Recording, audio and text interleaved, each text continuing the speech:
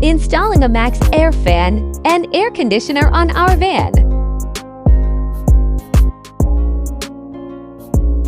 After we traced the opening, we drilled holes in all four corners and used a jigsaw to cut along the lines.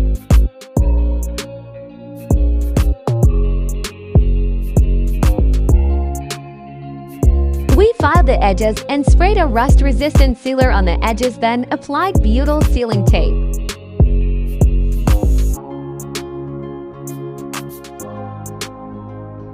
Applied lap sealant to the edge of the fan, then installed and screwed the base into place.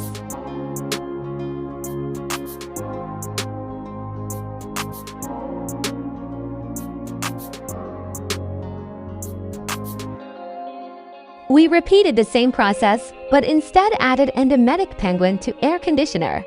Follow to keep up with our van build.